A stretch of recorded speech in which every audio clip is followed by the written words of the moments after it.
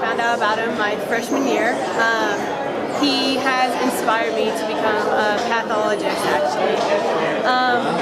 And after reading his background story and realizing all the things he had to overcome and how he really comes from such a difficult background, and I believe that he could really reach out to all of my generation, because my generation does not understand anything that happens in government.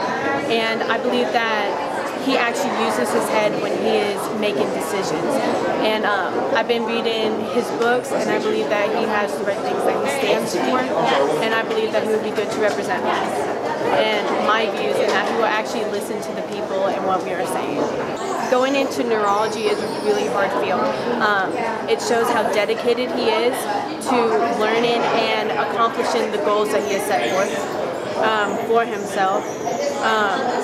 I know from my personal experience that I could not be in neurology, and he definitely has a mindset. It's so delicate of a field where you can have so many errors, and it's just amazing how much he has accomplished and how he has fulfilled accomplishments that many people have not been able to fulfill before.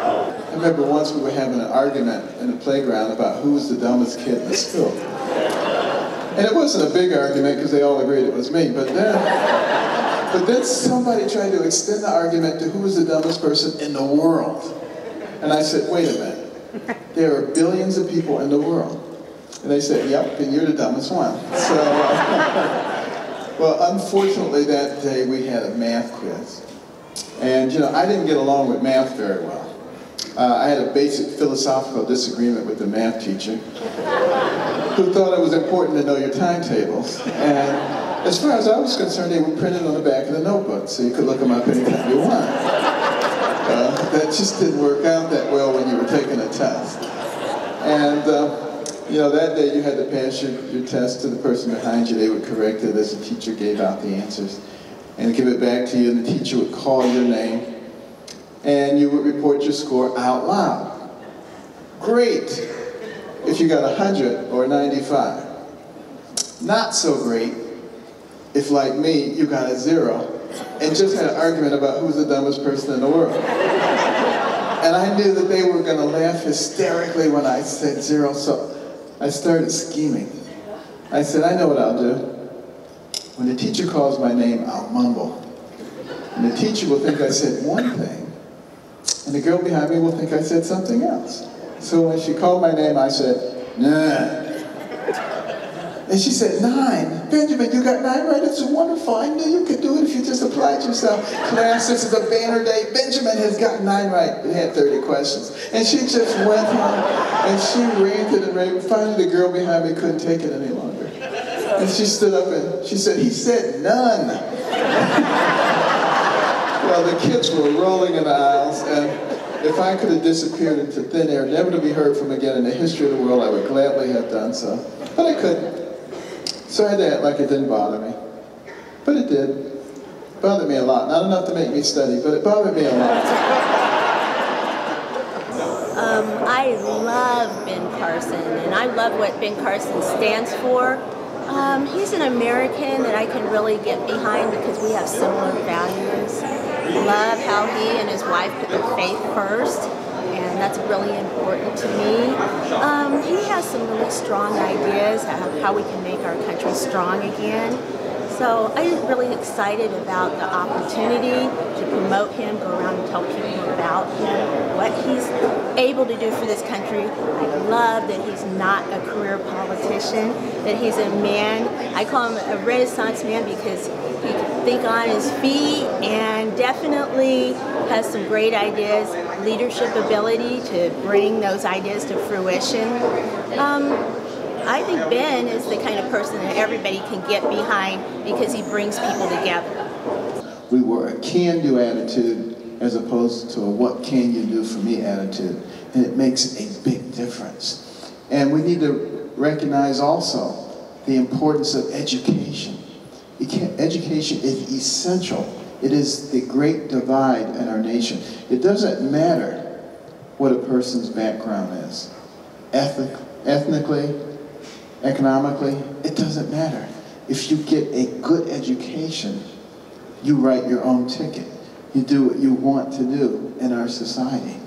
And we have to stop listening to those people who try to make everybody into a victim. You know, you have access to libraries and computers and a whole host of mechanisms for learning. You know, my mother understood that.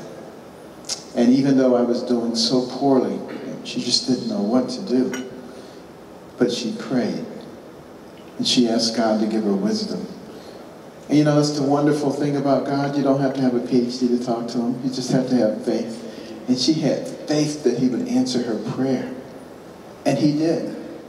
At least in her opinion. My brother and I didn't think it was all that wise. I mean, turning off the TV, what kind of wisdom is that? And making us read 2 books apiece from the Detroit Public Libraries every week and submit to her written book reports, which she couldn't read. But we didn't know that.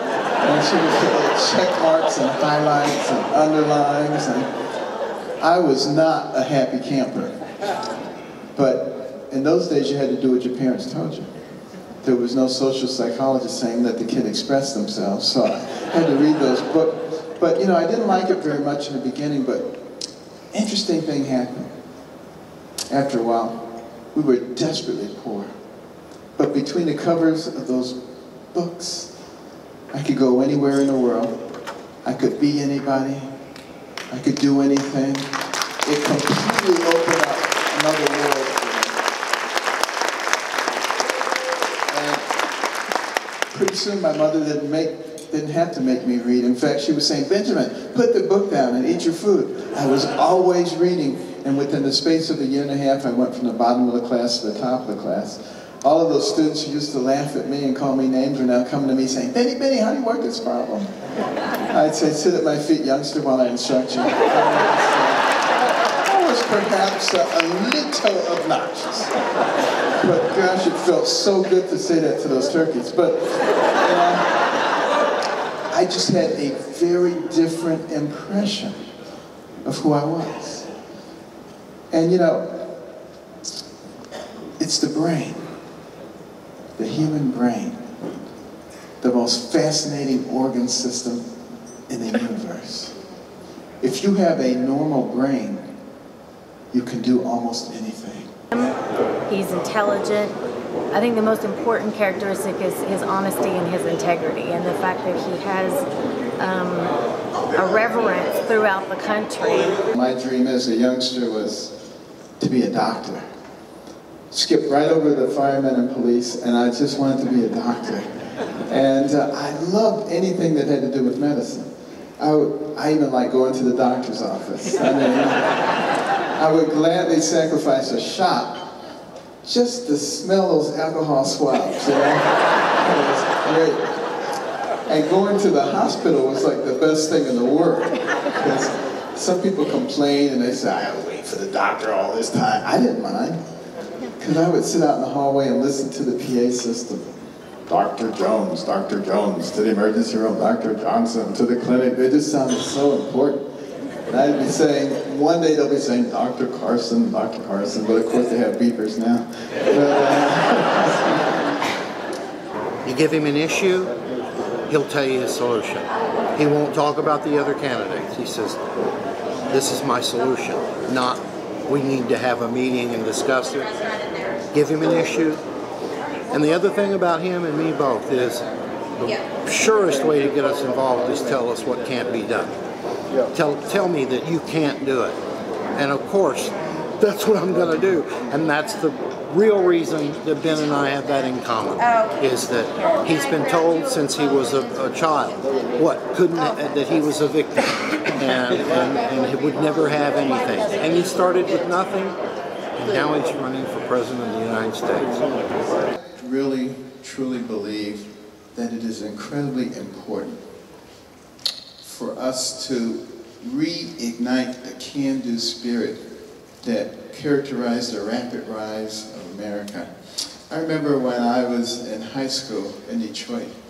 You know, Southwestern High School in Detroit was not a place that was particularly conducive to academic achievement. And it was a place where the teacher frequently didn't even have an opportunity to teach because they spent the whole hour disciplining people. But I had come to the conclusion after reading, which my mother made me do. I didn't want to read. I was a terrible student, but she made me read books. And I read books about people of great accomplishment. And I began to realize that the person who has the most to do with what happens to you in life is you. It's not somebody else. And I began to understand if I was to get an education, even in that horrible environment, it was up to me. So I would go back after school and talk to my teachers and say, what were you planning to teach today? And they were delighted that somebody was interested. And I got a lot of extra tutoring, learned all kinds of things. I remember one of my other big goals was to be a contestant on my favorite TV program, GE College Bowl. Anybody remember GE College Bowl? Yeah. A few old people.